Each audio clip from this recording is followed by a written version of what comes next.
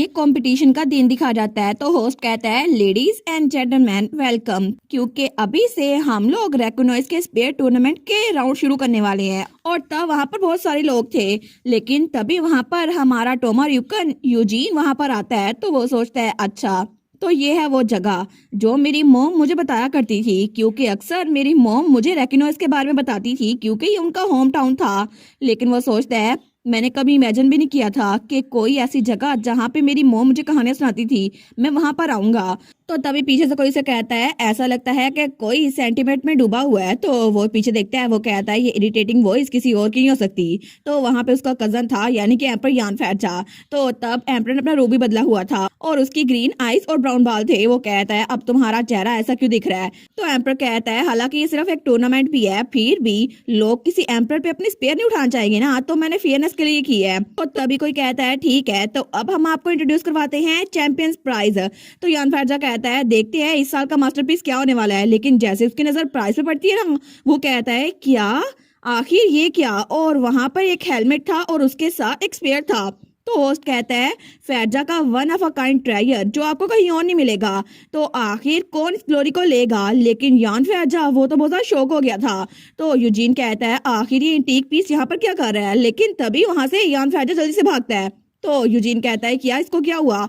लेकिन तब तक एम्पर वहां से जा चुका था और वो तेज से बटलर की तरफ बढ़ा था। वो कहता है विल्फर्ड। तो विल्फर्ड कहता है जी मास्टर आखिर आपने मुझे अभी क्यों बुलाया, क्या आपकी आइडेंटिटी छुपी हुई नहीं है। तो यान फैजा कहता है वो हेलमेट मुझे बताओ आखिर किस वर्कशॉप ने इसको प्रोड्यूस किया है।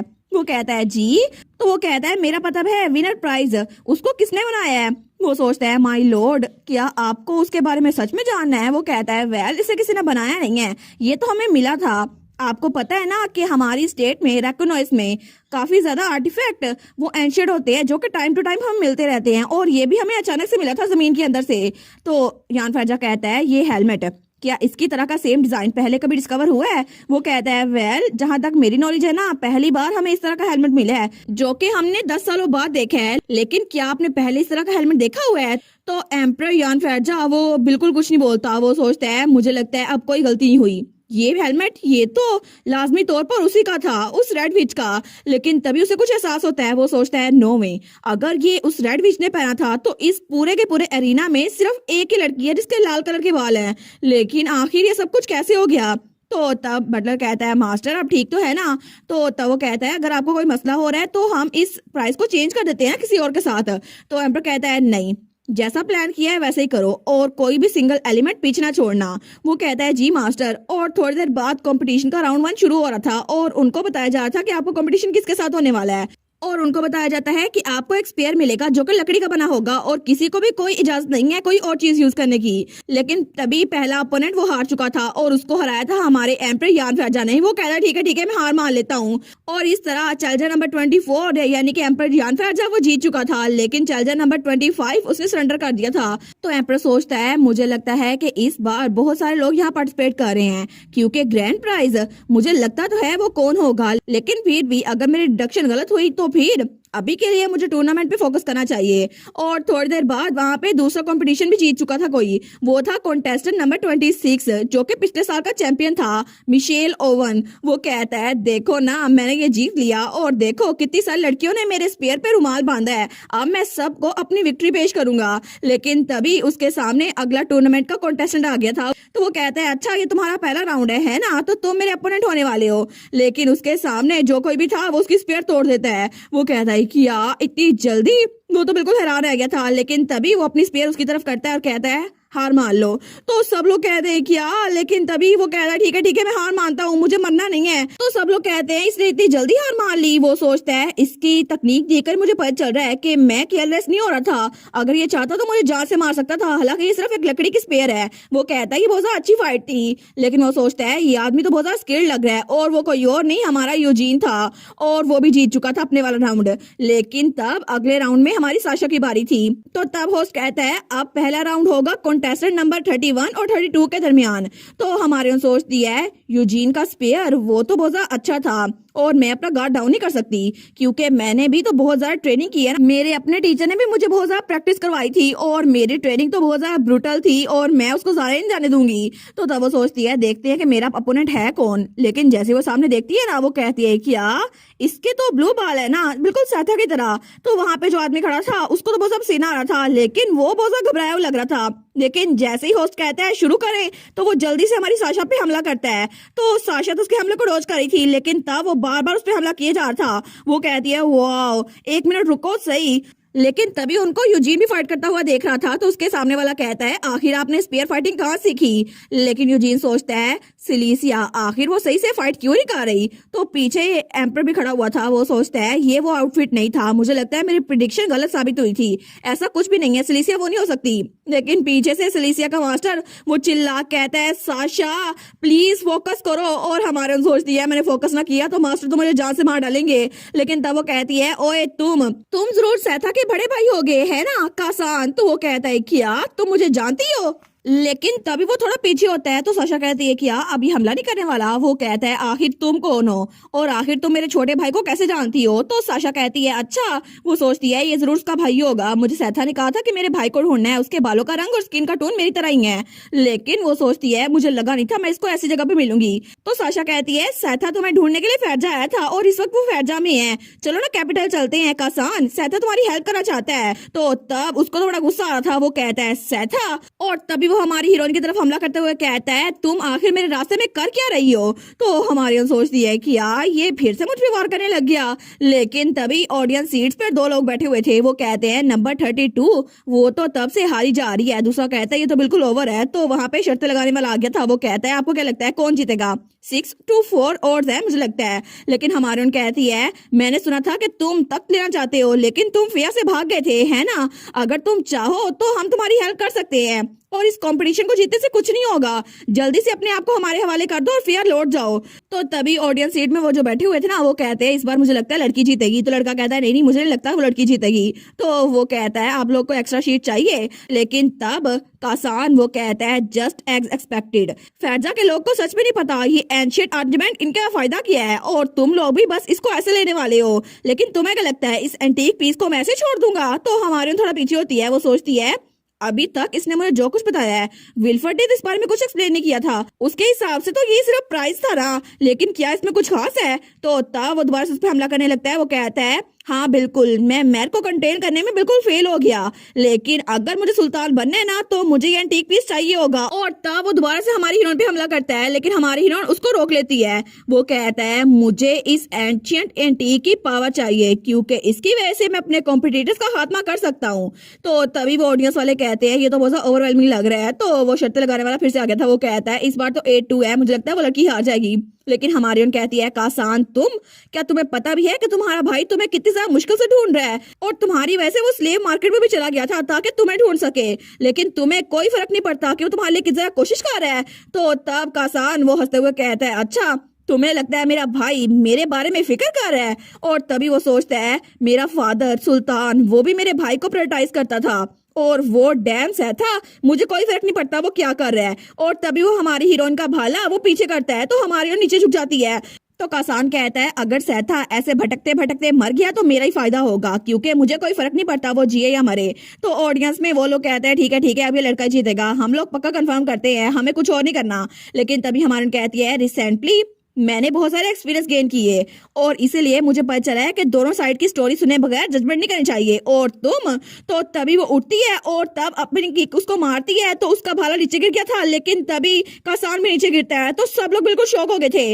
लेकिन हमारी हीरोइन अपने स्पेयर के अंदर वो टेक्निक यूज करते हुए कहती है तुम बिल्कुल भी उसके भाई बनने के काबिल नहीं हो और इसी वजह से तुम्हें हारना होगा। लेकिन तभी वो उछल के पीछे गिरता है और हमारी हीरोइन ने अपनी तकनीक के जरिए उसे नीचे गिरा दिया था और वो जीत चुकी थी। तो तभी होस्ट कहता है कॉन्टेस्टेंट नंबर 31 वो तो नीचे गिर चुका है, ये तो अनएक्सपेक्टेड ट्विस्ट था। और तब सब लोग हार चुके थे जिन्होंने शर्तें लगाई थी और हमारी सिलीसिया जीत चुकी थी। लेकिन उसका मास्टर सोचता है ये तो सच में कोई स्पेयर टेक्निक नहीं थी है ना। तो हमारा यूजीन वो सोचता है क्या सच में उसने जानबूझ के ये मैच इतना ज्यादा धकेला ताकि उससे इन्फॉर्मेशन ले सके।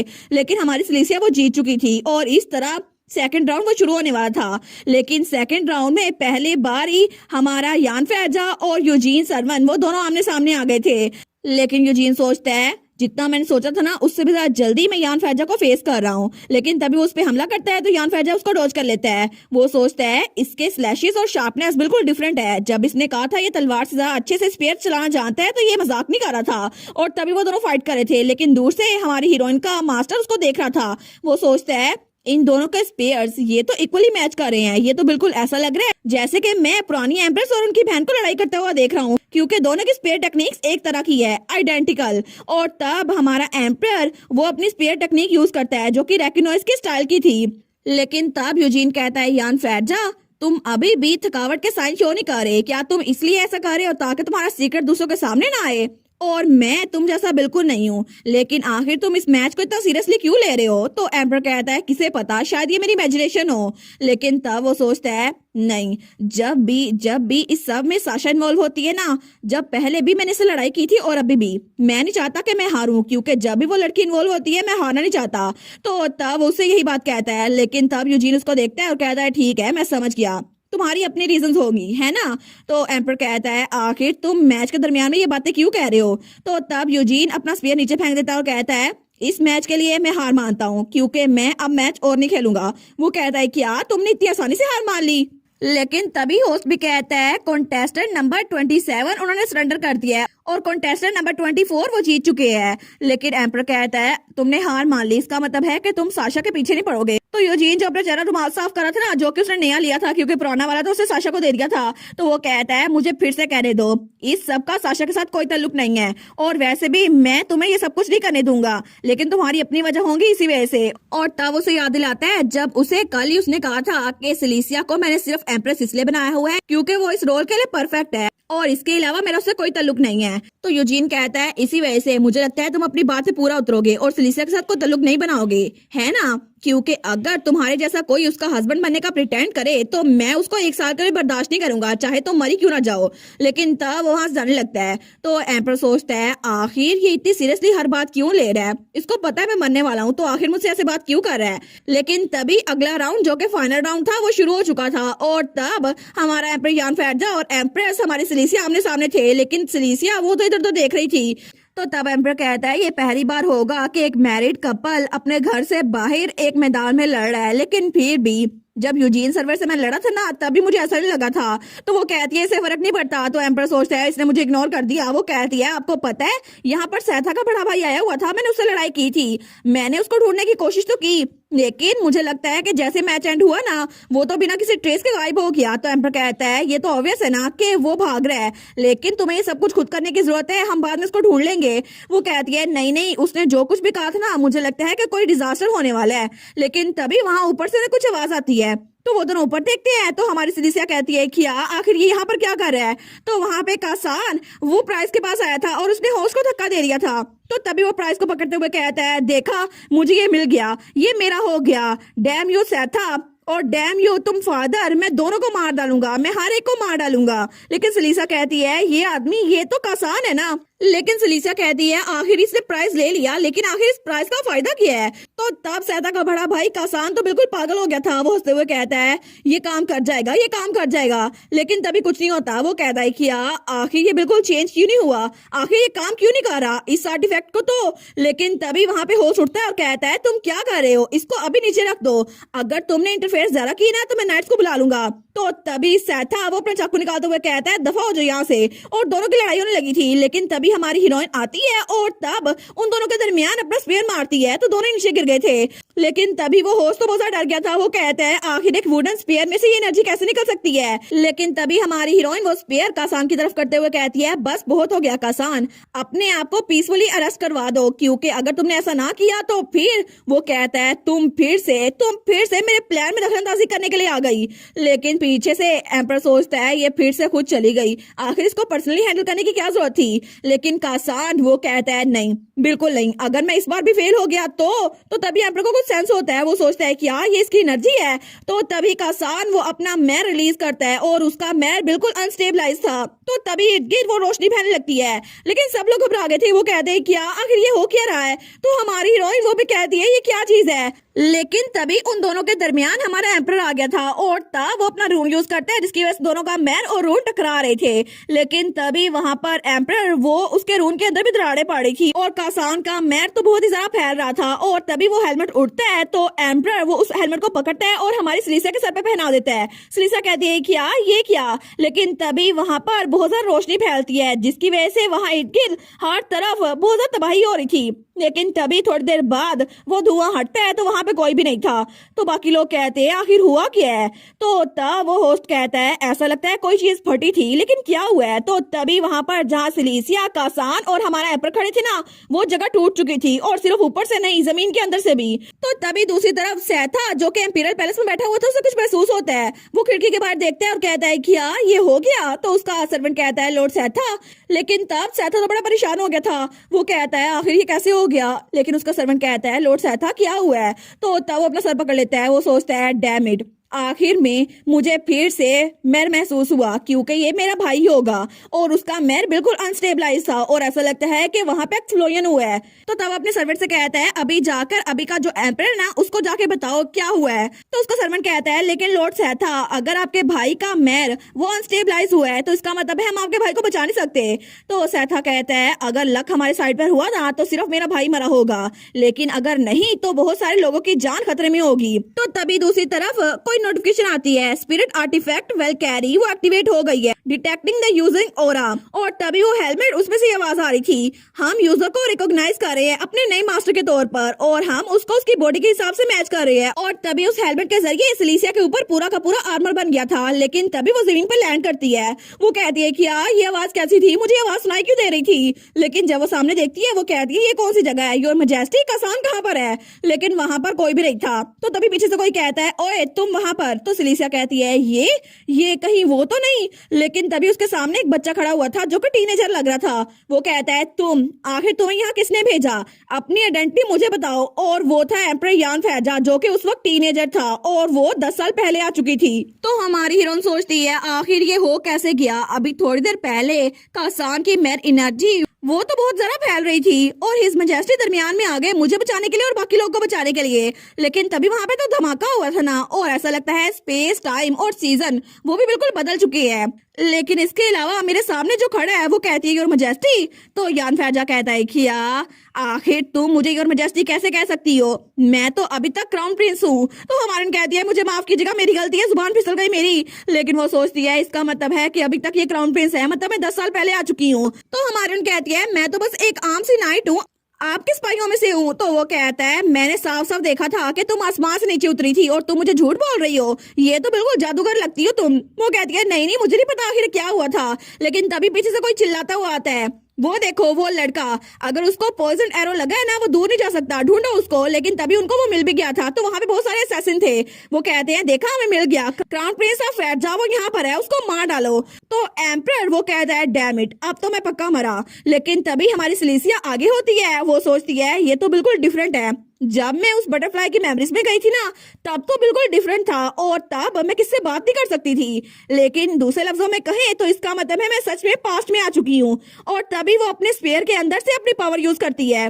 लेकिन तभी यान फैजा उसको बड़ा हैरान होकर देख रहा था। वो सोचती है इस वक्त सर्वन वार चल रही है। तो तभी वो लोग कहते हैं डैम इट, आखिर नाइट्स क्या कर रहे हो, जल्दी करो, सबसे पहले क्राउन प्रिंस को शूट करो। तो हमारी आगे होती है और अपना स्पेयर आगे करती है, जिसकी वजह से दूर से ही उनके तीर टूट गए थे। लेकिन तभी हमारी अपना स्पेयर यूज करती है। तो वो सोचती है एक मिनट, मेरा स्पेयर ये तो लकड़ी का था ना, तो आखिर ये स्पेयर चेंज कैसे हो गया। उस हेलमेट के साथ साथ एक और चीज पड़ी हुई थी जो कि स्पेयर हेड था, तो क्या ये वही है। तो तब वो सोचती है ऐसा लगता है कि ये आर्मर खुद ही मेरी बॉडी पे फिट आ गया। लेकिन जो एनर्जी मैंने मास्टर से सीखी थी ना वो भी इस वक्त काम आ रही है। तो वो लोग अपनी तलवारों को और अपने तीरों को देखते हैं। वो कहते हैं क्या आखिर ये कैसी पावर है, ये तो एक विच है, जल्दी भागो यहाँ से।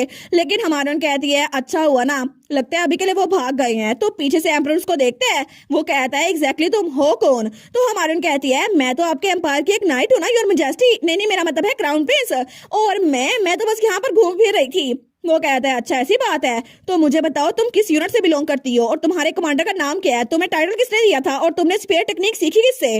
वो सोचती है लगता है इसको मुझ पर बिल्कुल यकीन नहीं है, मैं क्या ही जवाब दूं, मैं तो झूठ भी नहीं बोल सकती, मुझे किसी का नाम भी नहीं पता। तो यान फैजा उसको बड़ा घूर के देखता है। वो सोचती है लगता है इसको मुझ पे शक हो रहा है, इसको मुझ पे बिल्कुल यकीन नहीं है, लेकिन फिर भी इसकी ये साइड देखना कितना रिफ्रेशिंग है ना। पहले तो हिज हाइनेस अपनी इमोशन खुले दिल से दिखाते थे अपने मुंह पर, लेकिन ये तो कितने क्यूट लग रहे हैं। तो तब वो कहती है तुम्हारे बॉडी पे ये वाउंड है ना, तुम्हें तीर लगा है, तो क्या मैं इसको देख सकती हूँ। तो एम्पर पीछे होता है, वो कहता है बिल्कुल नहीं, मेरे करीब मत आना, मैं कभी भी तुम्हें अपने करीब नहीं आने दूंगा, और ये लेवल ऑफ पॉइजन ये पहले मैंने न्यूट्रलाइज कर दिया था, और ब्लड लॉस की वजह से बस मुझे थोड़ी कमजोरी हो रही है और कुछ नहीं। वो कहती है अच्छा फिर भी बेसिक ट्रीटमेंट तो करना चाहिए ना। तो तब उसके पास आते हुए कहती है please excuse me your highness. वो कहता है मैंने कहा ना मेरे करीब मत होना, लेकिन तभी हमारी हीरोइन अपना रून फायर मैजिक का उस पर यूज करती है, जिसकी वजह से उस पर हीलिंग हो रही थी। वो सोचती है मेरे डैड ने मेरी मोम पे भी यूज किया था, जिसकी वजह से मोम हील हो चुकी थी। तो तब वो कहती है कि आपको अच्छा लग रहा है। वो कहता है सच में रून मैजिक को ऐसे भी यूज कर सकते हैं, मुझे कभी पता नहीं था, तुम तो सच में एक रून मैजिक हो, लेकिन तुम्हारी अपीयरेंस और फैमिलियरिटी ये तो बिल्कुल विच की तरह लगती है। वो कहती है आपको अभी भी लगता है कि मैं एक बैड इंसान हूँ, मैं तो सच में विच नहीं हूँ, आप लोग मुझे विच क्यों कही जा रहे हैं। वो कहता है मुझे फर्क नहीं पड़ता तुम्हारी आइडेंटिटी क्या है, लेकिन अगर तुम्हारी वजह से मैं जंग जीत गया ना तो फिर मैं तुम्हारी पावर्स को उधार लूंगा, चाहे कोई तुम डीमन क्यों ना हो। तो तब वो सोचती है क्या, तो तब वो एम्पर को देखती है, तो तभी एम्पर उसके बालों को देखते हैं जो कि रेड कलर के थे। वो कहता है तुम्हारे बाल ये रेड है ना, तो सर्वन एम्पायर को हराने में मेरी हेल्प करने वाला और कोई नहीं, फैजा की रेड विच है। लेकिन तभी हमारी हीरोइन को कुछ एहसास होता है, वो कहती है रेड विच, और तभी वो सोचती है एक मिनट, जब मैं पहले उस गांव से गुजर रही थी तो उन चोरों ने भी कहा था कि कहीं आप रेड विच तो नहीं है या फिर आपकी मोम, लेकिन मैंने उनको चुप करवा दिया था। और जब मैंने एम्पर से पूछा था कि रेड विच है कौन, तो उन्होंने बताया था एक नाइट है जो कि सर्वन वायर में अचानक से आ गई थी और किसी को उसके बारे में कुछ नहीं पता। लेकिन ऐसा लगता है कि एम्पर का फर्स्ट लव वो रेड विच थी, तो इसका मतलब है कि वो रेड विच मैं हूँ। और तभी एम्पर वो भी स्माइल करता है, लेकिन दूसरी तरफ एम्पर जो कि खुद भी पास्ट में आ चुका था उसकी आंख खुलती है। वो कहता है क्या आखिर मैं हूँ कहाँ पर। तो तभी वो उठ के बैठता है। वो सोचता है मेरा तो सर दर्द कर रहा है, लेकिन ये एसिड रेन और ये ब्लड की स्मेल, मुझे ऐसा क्यों लग रहा है कि मैं बैटलफील्ड के अंदर हूँ। और ऐसा सब कुछ तो सर्वन वार में था उसी दिन जब मैं पहली बार रेड विच से मिला था। और एज एक्सपेक्टेड रेड विच कोई और नहीं सिलिसिया मैजरिनी थी, मैंने सही गैस किया था। वो हेलमेट की शेप वो तो मैं 10 सालों पहले कभी भूल नहीं सकता, क्योंकि उसी दिन पहली बार वो मुझसे मिली थी। और जब मैंने बटलर से पूछा तो उसने बताया कि ये आर्टिफैक्ट उन्हें अचानक से मिल गया था, तो इसकी वजह से पता चल गया ये सब कुछ हुआ क्यों, क्योंकि मैर के रैम्पेज की वजह से हम दोनों पास्ट में आ गए हैं टाइम ट्रेवल करके। लेकिन तब वो सोचता है मुझे सिचुएशन को ऑर्गेनाइज करना होगा। सिलिसिया मैजरिन जिसने वो हेलमेट पहन लिया था उससे अब मैं पास्ट में मिल रहूंगा, लेकिन वो मेमोरी तो मेरे दिमाग में याद है, लेकिन जो मेमोरी मेरे दिमाग में नहीं है वो ये है कि मैं कभी भी अपने फ्यूचर सेल्फ से नहीं मिला था, इसी वजह से मुझे नहीं लगता कि मुझे उससे मिलना चाहिए। लेकिन वो सोचता है क्या मैं फेयर क्लैन के किसी मेंबर को कैप्चर कर लूं और उसे फोर्सफुली रैम्पेज करवाऊं ताकि मैं वापस लौट सकूं। लेकिन तभी दूसरी तरफ वो पानी में अपने आप को देखता है। वो सोचता है मैं ऐसे तो नहीं घूम सकता, इसकी वजह से लोगों को लगेगा मैं कोई बहरूपिया हूँ, तो मैं डिस्गाइज कर लेता हूँ। और तभी वो गोली खाता है जिसकी वजह से उसकी आंखें फिर से ग्रीन हो गई थी और बालों का रंग वो फिर से ब्राउन हो गया था। वो सोचता है अभी के लिए अर्जेंट टास्क ये है कि मैं लोकेशन को पता करूं आखिर मैं हूँ कहाँ पर, और उसके बाद मुझे सिलिसिया मैजरिन को ढूंढना होगा और उसको अपने साथ वापस लेके जाना होगा प्रेजेंट में। तो तभी उसे वहां से कोई आवाज आती है, तो वो कहता है कि यार ये आवाज कैसी है, तो झाड़ियों के पीछे कोई था। वो सोचता है कोई दुश्मन है, नहीं नहीं ये साइज तो बिल्कुल एक रैबिट का लग रहा है, यहाँ पर कोई जानवर है। लेकिन तभी वहां से एक छोटी बच्ची निकलती है जो कि हमारी सिलिसिया थी। तो तब उसको देखता है, वो कहता है क्या सच में, लेकिन तब वो कहता है कहीं तुम, लेकिन तभी सिलिसिया उसको देखकर बड़ी खुश हो गई थी। वो कहती है वाओ एक इतना हैंडसम मिस्टर, आप कहाँ से आए हैं, आप तो बहुत ज्यादा हैंडसम हैं, आखिर आप है कौन। और हमारी छोटू सी सिलिसिया तो बहुत ही ज्यादा क्यूट थी। तो इसका मतलब है कि हमारी सिलिसिया और एम्पर यान फैजा वो दोनों एक दूसरे से अपने बचपन में मिल चुके हैं, लेकिन दोनों को इस बारे में कोई खास कंफर्म नहीं था। लेकिन अब तो मुझे कंफर्म लगता है कि फ्यूचर में जाकर इन दोनों का ही कपल बनेगा और कितना मजा आएगा ना। और इसी के साथ ये वाला पार्ट यहीं पर ख़त्म। तो आप लोग बताइएगा आप लोग को ये पार्ट कैसा लगा, और वीडियो को लाइक और चैनल को सब्सक्राइब लाजमी कीजिएगा। बाकी वीडियोस का लिंक भी स्क्रीन पर नज़र आ रहा होगा, तो काइंडली उनको भी चेकआउट कर लें। और thank you so much for watching my videos. Stay safe, bye bye.